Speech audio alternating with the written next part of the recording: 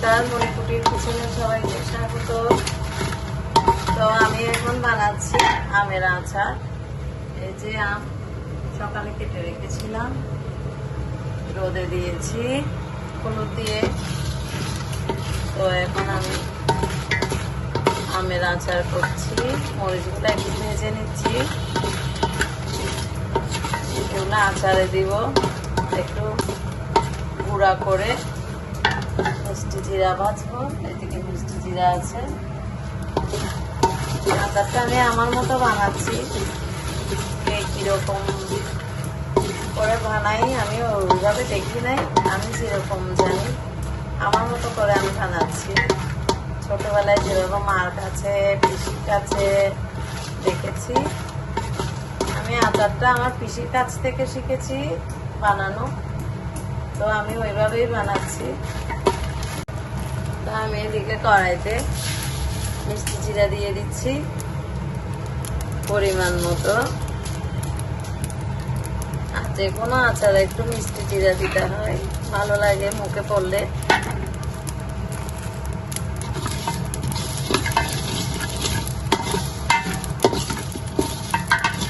আমি ওরকম মশলা দেব না, সরিষা বাটাও দিব না। আমি সরিষা বাটা দিলে আচার অনেক দিন ধরে সংরক্ষণ করা যায় না, নষ্ট হয়ে যায়, ফ্রিজে রেখে খেতে হয়। আমি যে আচারটা বানাচ্ছি এটা ফ্রিজে না রাখলেও চলবে, না রাখলেও খেতে পারবে। রোদে দিয়ে দিয়ে তো মরিচগুলো আমি একটু পাটায় বেটে নিচ্ছি।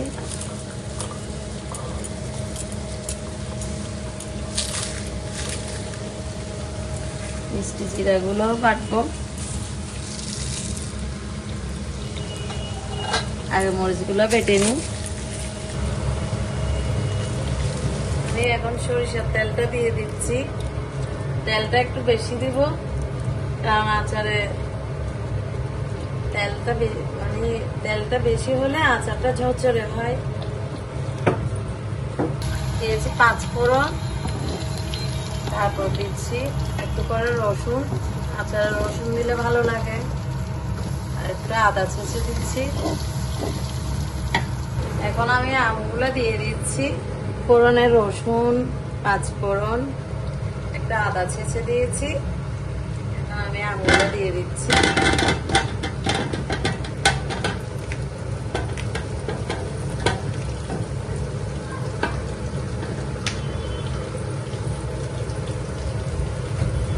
আমগুলো আমি আগে তেলে একটু ভেজে ফেলবো, তারপর গুড় দিব।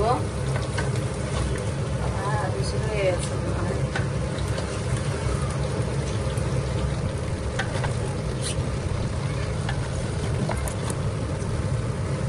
আগে তেলের মধ্যে একটু ভেজে ফেলবো। আমগুলোকে একটু তেল খাওয়াচ্ছি, তারপর গুড়টা আমি লাস্টে দিব। বেশি মরিচ মশলা কিছু দিব না। অনেকে আমের মধ্যে গুঁড়া মরিচও দেয়, এগুলো কিচ্ছু দিব না। গরম মশলা, জিরা, ধনে বাটা, ধনে, তারপর হচ্ছে তেজপাতা, ধনে, জিরা, গরম মশলা পেস্ট করা গুঁড়ে আছে, ওখান থেকে অল্প করে দিব একটু সেন্ট হওয়ার জন্য। আর এখানের মধ্যে তো মিষ্টি জিরা দিয়েছি, গুঁড়ি করে রেখেছি, শুকনো মরিচ।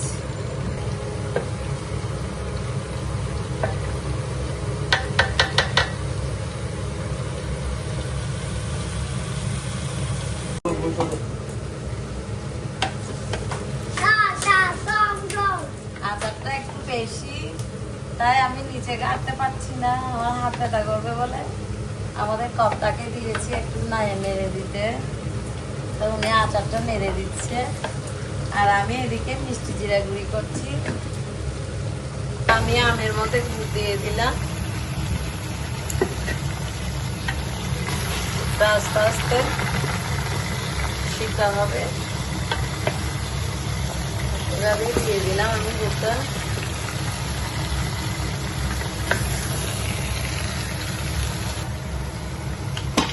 আরো এরকম 3 কড়াই আমের আচার বানাতে পারবো আমি। অনেক আম ধরেছে এবার আমার গাছে, আরো 3 বস্তা আম আছে বড় বড়, সবাইকে দিয়ে আরো 3 বস্তা আম রয়ে গেছে।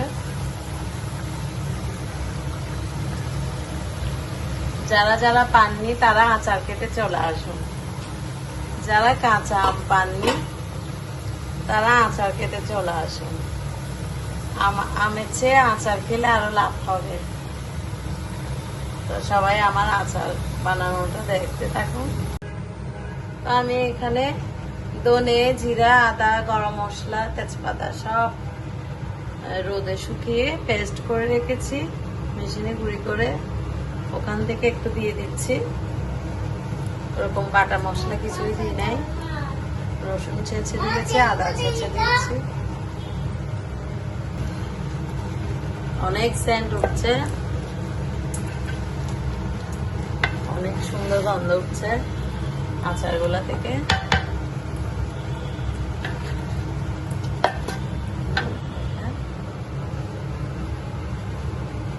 একটু দমে রেখে দিয়েছি, 20 মিনিট পরে এসে দেখবো। ছোট আঁচ করে রেখে দিয়েছি, সব দিয়ে দিয়েছি।